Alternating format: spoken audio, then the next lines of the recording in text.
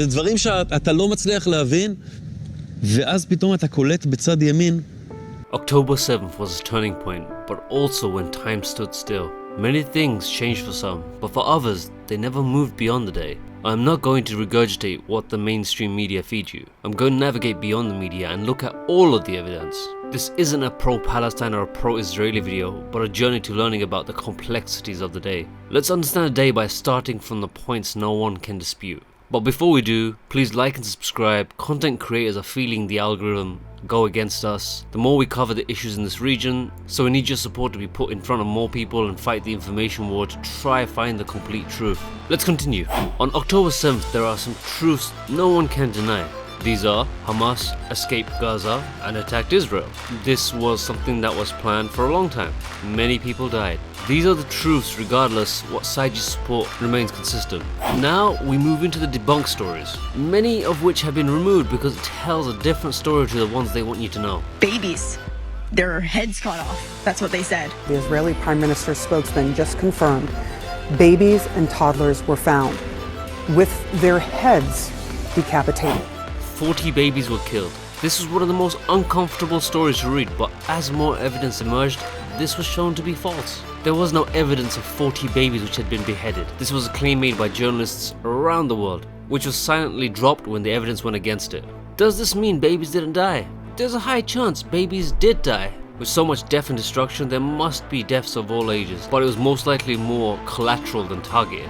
That women were raped as part of this attack. It's been very widely reported, but this is the first time officially it's being said by an Israeli official. Women were raped. This is another uncomfortable truth that to this day there hasn't been one independent evidence-based report produced. There's been a lot of believers because we told you, also eyewitnesses who either have contradicting accounts or conflict of interest, but nothing really concrete.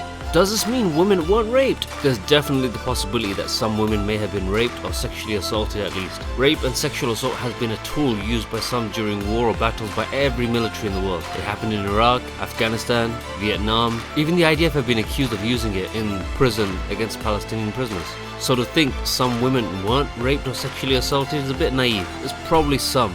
Now let's dive into the uncomfortable truths of the 7th.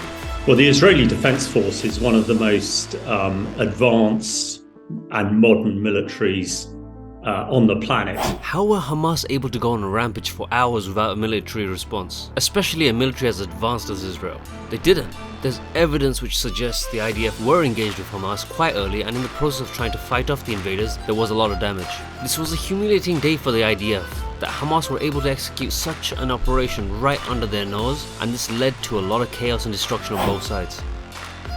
יושב בקיבוץ בתוך מדינת ישראל, שאני מטייל שם בשבתות עם הילדים באופניים. אתה כל דקה יורד עליך טיל, כל דקה. פתאום אתה רואה טיל ממסוק שיורה לתוך הקיבוץ. זאת אומרת, לא הבנתי. מסוק צה"לי יורה לתוך קיבוץ ישראלי, ואז אתה רואה טנק נוסע ברחובות הקיבוץ, מצודד את התותח ויורה לפגז לתוך בית. זה דברים שאתה לא מצליח להבין, ואז פתאום אתה קולט בצד ימין מאות אנשים מהקיבוץ. There are reports from eyewitnesses and multiple reports outside of Israel that there was a lot of friendly fire. This does not mean that Hamas did not kill people. Hamas did kill people, but Hamas didn't kill all the people reported. Many of the casualties reported was actually caused by the IDF's response to the incident. The evidence of the damage also supports a lot of the claims because the damage caused to property doesn't align with the weapons used by Hamas. Some of the damage is from tank shelling, some is from aerial assaults by helicopters, both of which we know Hamas did not have on the day. There was a very high count of military deaths during the operation. Does this mean they didn't kill no civilians? Of course not. You cannot execute any operation without civilian deaths. But you know that there are a lot of refugees, a lot of innocent civilians, men, women, and children in that refugee camp as well, right?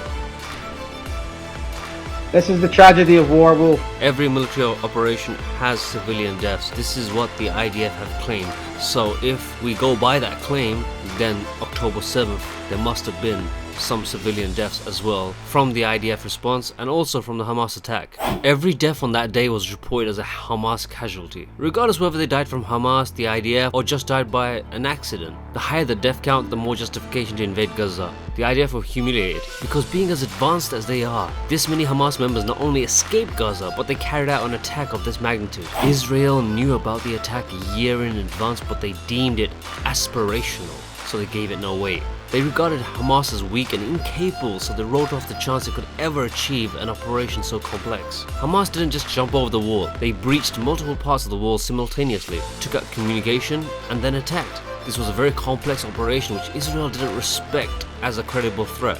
They were caught sleeping. Israel is trying to rewrite history. Accounts from the day are disappearing. Evidence is being wiped. Articles removed.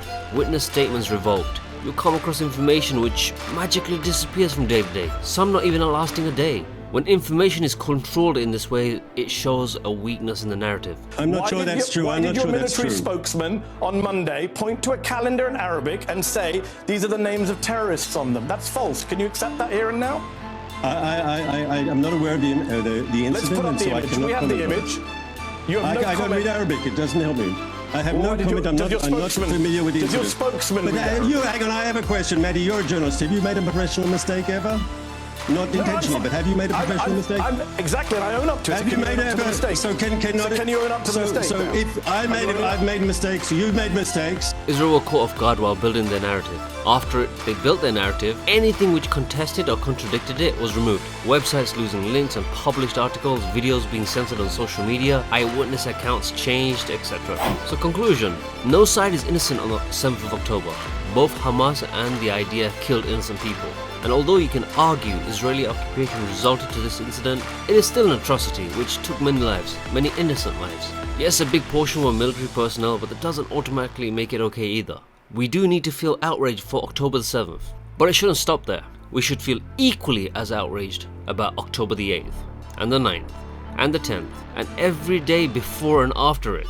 We need to hold everyone to the same standards and consistently condemn the killing of all innocent people on any side, regardless where they came from, where they live, which god they pray to, where their heritage comes from. It means nothing. Until next time, have a true thought. What cost? We're now at 20,000 dead Gazans. We've already lost 1,200 Israelis. More than 7,000 children are dead in Gaza. The chances are you just turned Gaza into a massive recruitment ground, not for Hamas, but for the thing that comes after it, which is most likely to be a more extreme version of something that you're already calling a terror group.